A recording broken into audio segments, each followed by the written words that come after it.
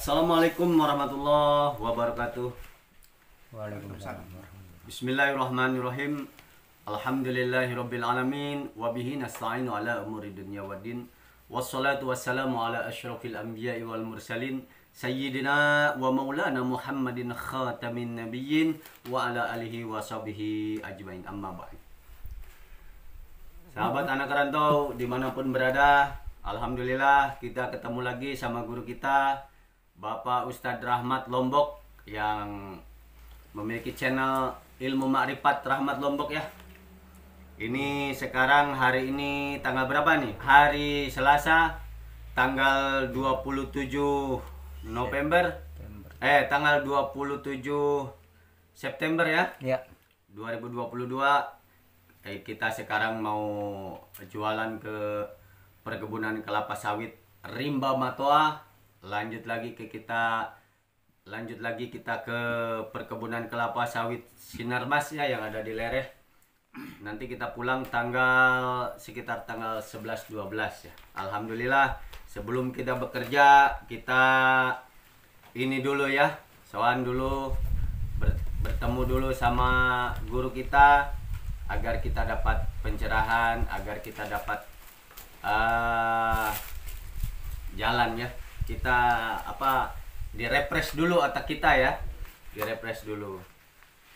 Begini ya sahabat anak rantau, dulu saya pernah mendengar syair lagu yang judulnya Ujang ya Pak Ustadz. Ujang dari lagu Sunda ini ya sebetulnya. Jadi ini menggambarkan tentang luka-liku jalan kehidupan. Nanti kita baca syairnya dan kita akan pertanyakan ke guru kita, Bapak Ustadz kita ya, Bapak guru kita Ustadz Rahmat dari Lombok ininya. Kita mohon pencerahannya, mohon gambarannya. Kita bacakan dulu ya syairnya Pak Ustadz ya. Ya. Saya bacakan dengan bahasa saya sendiri, bahasa Sunda ya, karena kita dari Jawa Barat. Ini mengandung makna arti ya. Mudah-mudahan guru kita bisa menjabarkannya tentang luka-liku kehidupannya. Bahwa hidup kita ini kemana kita akan yang dituju, kemana kita arah, kemana kita melangkah. Kalau kita tidak mau salah langkah, kita harus ikuti ahli tobat, para ulama, agar kita ada yang selalu mengingatkan ya dalam syair tersebut. Kita baca dulu ya, begini syairnya, biar kita nyanyikan biar ya. Bismillahirrahmanirrahim. Nanti Pak Ustadz tadi sudah disalin ya dalam bahasa Indonesianya ya. Oke. Jang hirup tete gampang, teu cukup ku dipikiran, bari kudu dilakonan. Jang jalan kahirupan, teu salawasna datar, aya mudun jeung tanjakan. Kudu sabar dina kurang, ulah nepak dada beunghar, eling kanu maha agung. Jang hidup singa jalma, turut parentah agama, ulah jauh ti ulama. Nyobat sareng ahli tobat, Daud sareng para kiai, sangkan aya anu ngageuing, mangsa lengkah ninggang salah. Jaga ucap langkah, sifat jeung tabeat, sangkan tinanggih bagja, salamet dunya akhirat. Langit masih caang, jalan masih panjang, hidup teu kudu melang, kebahagiaan pasti datang. Jang ulah hariwang. Nah itu syairnya ya sahabat anak rantau. Tadi kita sudah pertanyakan ke guru kita apa makna yang terkandung di dalam syair tersebut ya. Ini merupakan kalau bahasa kita pepeling, wejangan ya. Nah, ini wejangan. Dan kita tadi sudah bicarakan ini syair yang sungguh sangat luar biasa ya Pak Ustadz ya. sangat luar biasa. Ini mengingatkan kita dan tentang mengandung hikmah ilmu. Di dalam ilmu ya. Ya. Ini menyangkut juga ke kehidupan dan keilmuan kita ya Pak Ustadz ya. Ya. Oke, ya. Jadi begini ya. Jang katanya, hirup teh tegampang, teu cukup ku dipikiran, bari kudu dilakonan. Jang jalan kahirupan, henteu salawasna datar aya mudun jeung tanjakan. Kudu sabar dina kurang, ulah nepak dada beunghar, eling kanu Maha Agung. Jang hidup sing ngajalma, turut parentah agama, ulah jauh ti ulama. Nyobat sareng ahli tobat, Daud sareng para kiai, sangkan aya anu ngageuing. Mangsa lengkah ninggang salah. Jang jaga ucap langkah, sifat jeung tabeat, sangkan tinangih bagja, salamet dunia akhirat. Langit masih caang, jalan masih panjang, hidup teu kudu melang, kabagjaan pasti datang. Jang, ujang, ulah hariwang. Ya Pak Ustadz ya, tadi kita sudah salin. Kita akan pertanyakan ya makna yang terkandung di dalam syair lagu tersebut ya sahabat anak rantau. Silakan Pak Ustadz untuk penjabarannya ya Pak Ustadz ya. Silakan waktu dan tempat, kita persilakan ke guru kita. Bismillahirrahmanirrahim. Alhamdulillahirabbil alamin. Wassalatu wassalamu ala sayyidina Muhammadin wa ala alihi wa sahbihi ajma'in. Amma ba'du. Assalamualaikum warahmatullahi wabarakatuh. Waalaikumsalam warahmatullahi taala wabarakatuh. Segala puji bagi Allah pengatur alam semesta. Selawat beserta salam kami limpahkan kepada junjungan Nabi besar Muhammad sallallahu alaihi wasallam beserta para sahabat beliau dan para keluarga. Dan alhamdulillah, pada siang hari yang berbahagia ini kita telah berjumpa kembali, yaitu di dalam rangka mengenal jati diri. Mengenal jati diri dalam arti ini sudah dikisahkan dari tadi seperti yang arti syair lagu ya. Arti syair lagu ini bukan main-main sebenarnya. Syair ini menandakan di dalam kehidupan kita, pencerahan di dalam kehidupan kita. Maka dikatakan hidup ini tidaklah mudah. Karena di dalam kehidupan ini penuh dengan liku-liku di dalam kehidupan. Tapi kalau semua itu kita tidak kembalikan kepada Allah, maka semua itu akan salah jalan. Maka seringkali kita dalam konten-konten yang lalu kita ibaratkan kehidupan ini seperti ibarat wayang itu. Maka kalau tidak kembali kepada gong, tidak kembali kepada yang agung, atau tidak kembali kepada Allah, maka semua itu tidaklah benar semuanya.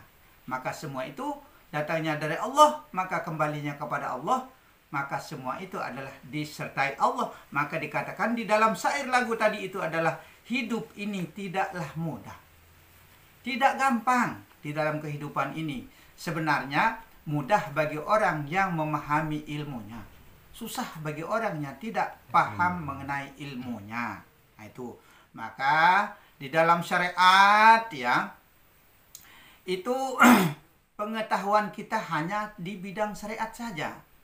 Nah, setelah kita paham dalam di bidang syariat, kita harus jalankan di dalam bidang tarekat, naik kelas dalam artinya. Nah, setelah itu kita baru ke arah hakikat dan bermakrifat kepada Allah Subhanahu wa taala, yang artinya mengenal atau merapat kepada Allah Subhanahu wa taala. Maka dikatakan di dalam syair lagu tadi itu adalah hidup ini tidaklah mudah. Maka hidup ini penuh dengan liku-liku kehidupan, perjalanan hidup manusia. Maka itu semua adalah sebagai ujian dari Allah Subhanahu wa taala. Maka dikatakan ini semua di dalam kehidupan ini kita harus pahami maksud dan tujuannya ya. Maka hidup ini tidaklah mudah. Wala nabluwannakum bisyai'im minal khaufi wal ju'i. Ini kata Allah ya. Semua itu adalah sebagai ujian di dalam hidup kita. maka hidup ini tidaklah mudah sebagai ujian. Allah itu sengaja memberi kita sedikit kesusahan, kesakitan, kesulitan, kelaparan, dan lain sebagainya. Itu caranya Allah memberi ujian. Maka dikatakan di sini hidup ini tidaklah mudah. Maka kita harus benar-benar menjalankan kesabaran.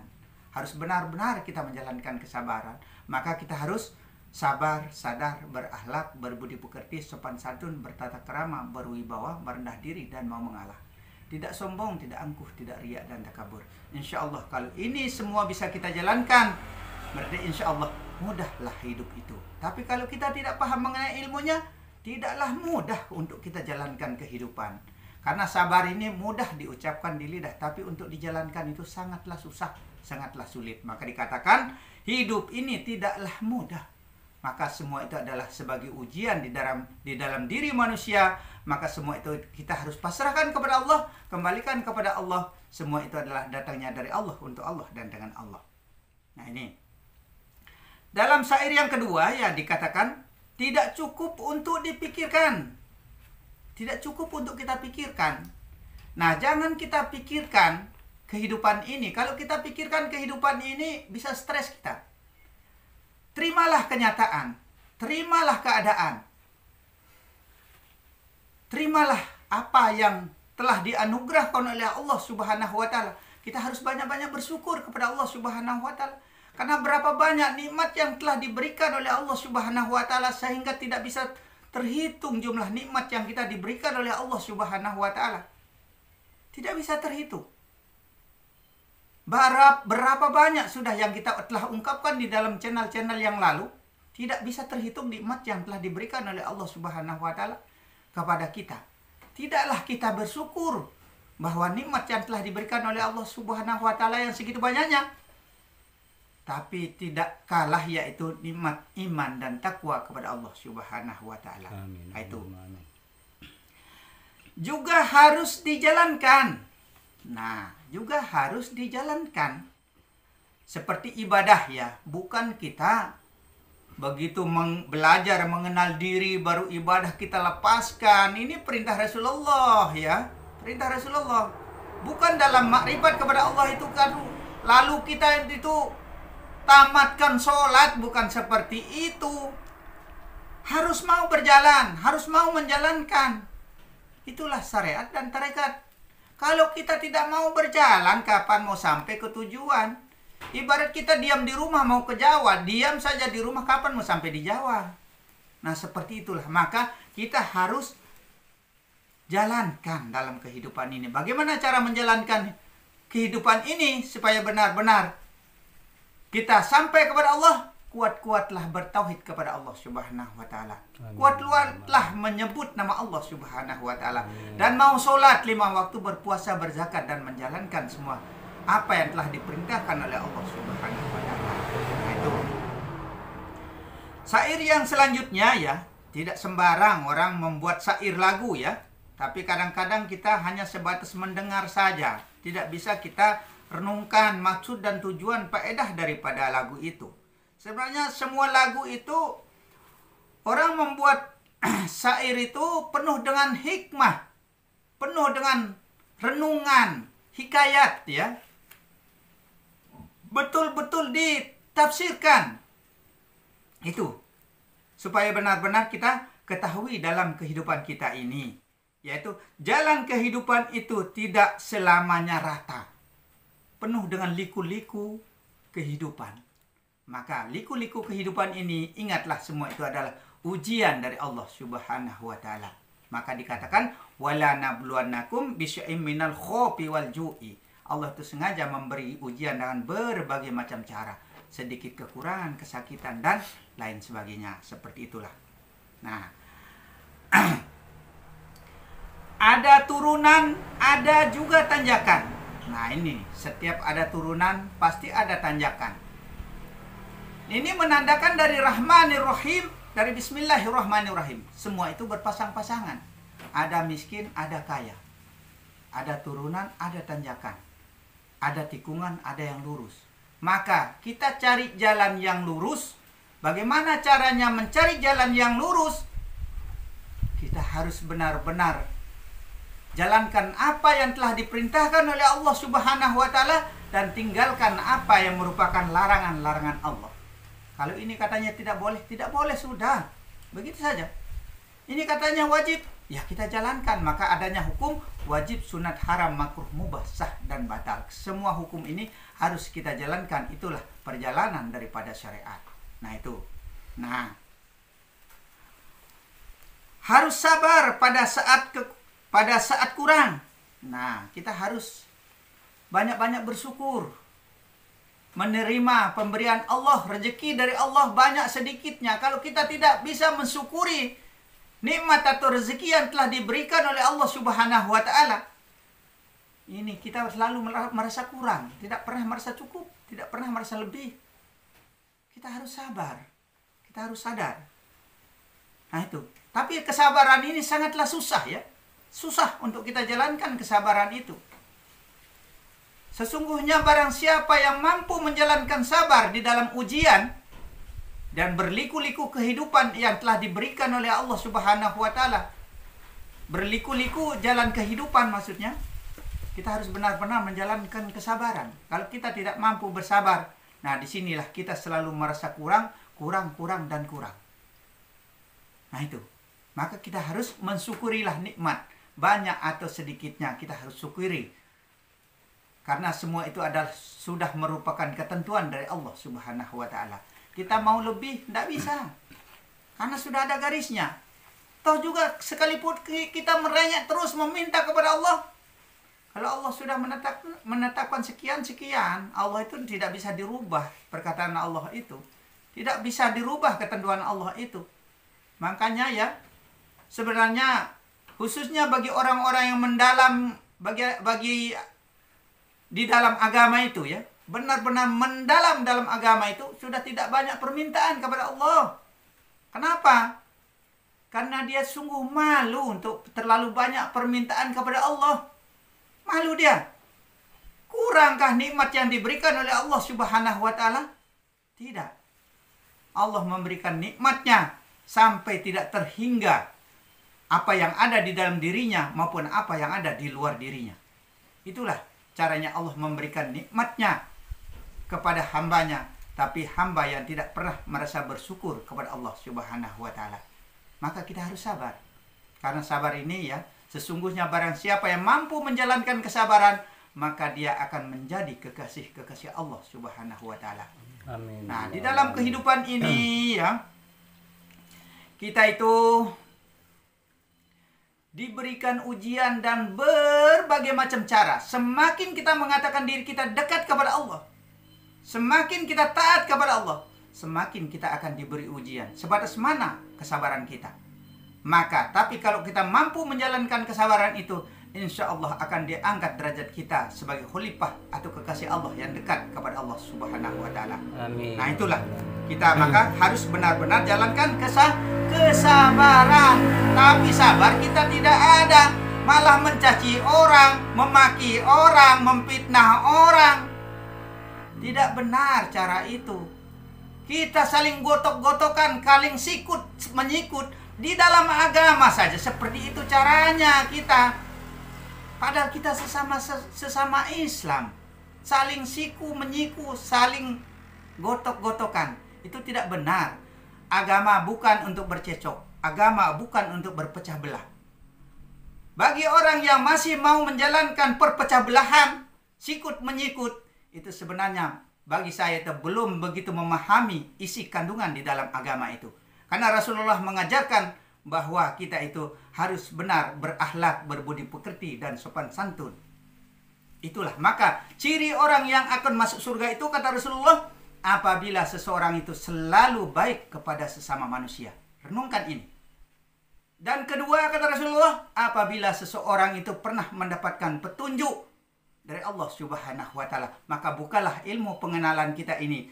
Kalau masih kurang yakin, kurang percaya, bukalah dengan ilmu mukasafah yang telah kita lontarkan di channel-channel yang lalu. Supaya benar-benar kita mendapat petunjuk dari Allah Subhanahu wa taala, insya Allah akan dibukakan pintu oleh Allah Subhanahu wa taala. Pintu yang luas, pintu yang lebar.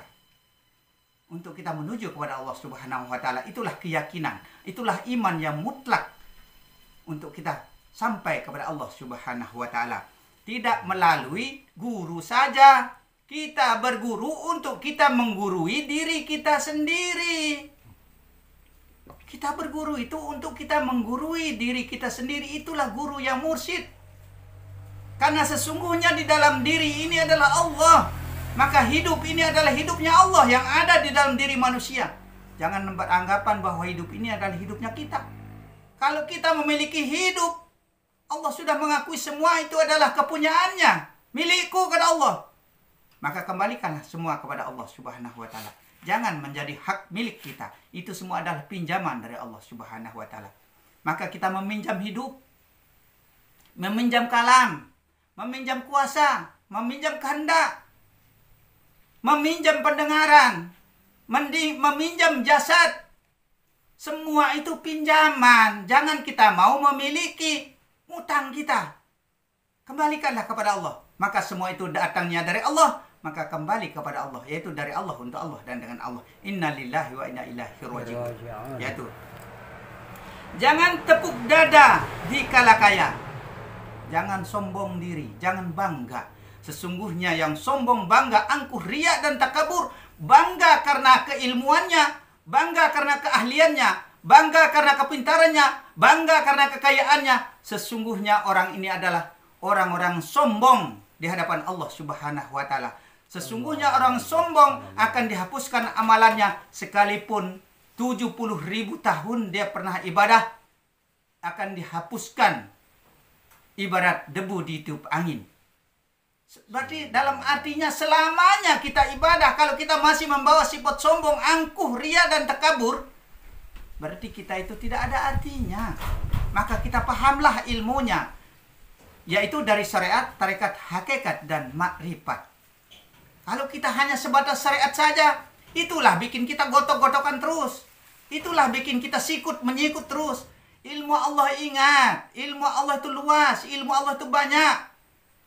Maka dikatakan bahwa seandainya kita menulis ilmu Allah itu menggunakan air laut menjadi tintanya, semua pepohonan menjadi pensilnya, semua dedaunan menjadi bukunya, niscaya tidak akan habis ilmu Allah. Karena keterbatasan dan kemampuan otak, pemikiran, dan IQ daya pikir kita, maka sesungguhnya kita tidak sadar diri bahwa semua itu adalah kepunyaan Allah semua. Nah itu, kembalikan semua kepada Allah, yaitu dari Allah untuk Allah dan dengan Allah. Nah, selanjutnya syair lagu ya. Ingat sama yang kuasa, maka kembalikanlah semua kepada Allah Subhanahu wa taala. Semua itu datangnya dari Allah, maka semua itu harus kembali kepada Allah. Apa yang ada di dalam diri kita maupun apa yang ada di luar diri kita ini harus kembali kepada Allah Subhanahu wa taala. Kalau tidak seperti itu tidak benar semuanya. Percuma kita berdebat. Agama bukan untuk berdebat, agama bukan untuk bercecok, agama bukan untuk berpecah belah. Sampai kita mau perang-perangan, sampai bunuh-bunuhan, bukan begitu caranya. Itu orang beragama atau tidak? Namanya agama itu agaman, sebagai pegangan kita, ibarat mobil, itu sebagai setirnya kita. Jangan kita sampai jungkir balik. Nah itu. Nah seperti itulah gambaran di dalam kita memahami ilmu yang agak mendalam. Jangan sampai kita saling benci membenci. Nah itu. Jangan kita salah paham. Jangan kita itu saling jadi tidak baik antara sesama. Karena Rasulullah sudah mengatakan bahwa sebaik-baik manusia, dan bahkan ini kata Rasulullah, ciri orang yang akan masuk surga itu apabila manusia itu selalu baik kepada sesama manusia. Nah ini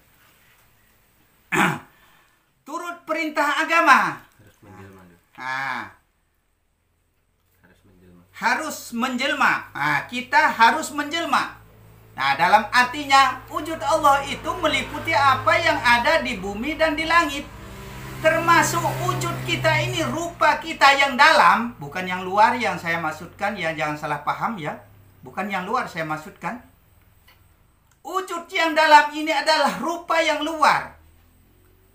Itulah wujudnya Allah yang dalam, yang batin maksudnya, bukan yang zahir. Jangan kita hanya sekedar menggunakan pandangan zahir saja ya. Nah, inilah yang akan menimbulkan permasalahan. Karena hanya bisanya memandang dengan mata zahir, tidak membuka kalbunya.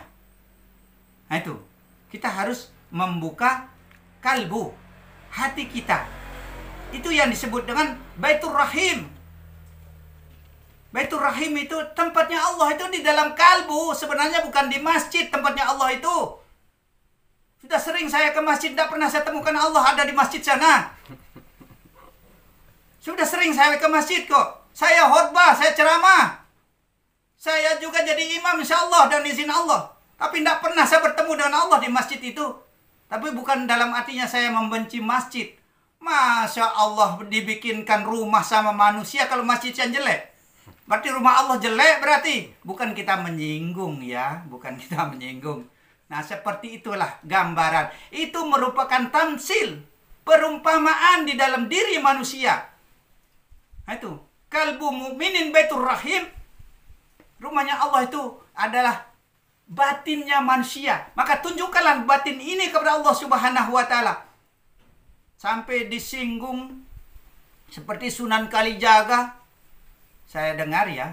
Saya dengar, tidak pernah saya lihat, cuma saya dengar kisahnya Sunan Kalijaga disinggung karena dia itu menjaga kali selama 3 tahun lamanya. Dia itu tidak sholat selama itu kok bisa disebut apa? Wali.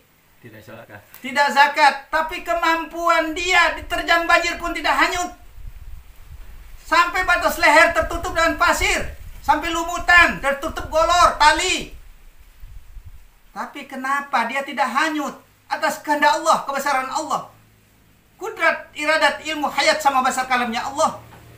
Batinnya hidup, kalbu muminin Baitur Rahim. Di dalam kalbu ini tepatnya Allah Subhanahu wa Ta'ala. Bukan di luar ya. Maka sering saya katakan di dalam batin, ucapkanlah di dalam batin. Hukum itu ada 3 ya. Hukum fi'li, qauli, dan kalbu.